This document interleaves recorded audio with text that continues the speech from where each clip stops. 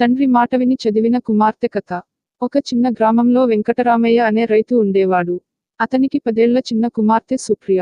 వెంకటరామయ్య చాలా కష్టపడే రైతు. చదువు ఎక్కువగా లేకపోయినా తన కూతురిని చదివించాలనే బలమైన ఆశ కలిగి ఉండేవాడు. రోజు రాత్రికి ముందు సుప్రియకు అన్నం పెట్టిన తర్వాత అతను ఓ మాట తప్పకుండా చెబుతాడు. బంగారం, చదువు నీ జీవితాన్ని వెలుగులోకి తీసుకువస్తుంది. చదువు అంటే దేవుడి దీవెన. సుప్రియ తండ్రి మాటలు వినిపించుకుని ప్రతిరోజు పాఠశాలకు జాగ్రత్తగా వెళ్లేది. మధ్యలో కొందరు స్నేహితులు ఆమెను, ఎంతగా చదువుతావు? మనకు చదువు అవసరమా? అని అనేవారు. కానీ ఆమె చెబుతుండేది, నా నాన్న చెప్పిన మాట నాకు గీత. నేను చదవకపోతే అతని ఆశలు విఫలమవుతాయి. సుప్రియ క్రమంగా పాఠశాలలో తొలి స్థానంలో నిలుస్తూ వచ్చింది. పటిష్టంగా చదివి ఊరిలోనే మొట్టమొదటిసారి డాక్టర్ అయిన తొలి అమ్మాయి అయింది. ఊరంతా ఆమెను ప్రశంసించసాగారు. ఆ రోజు వెంకటరామయ్య కన్నీళ్లతో ముద్దాడి అన్నాడు, నీవు నన్ను గౌరవించి చదివావు బంగారం. నీవు నా గర్వకారణం. నీతి. పెద్దల మాటలు మన జీవితాన్ని మారుస్తాయి.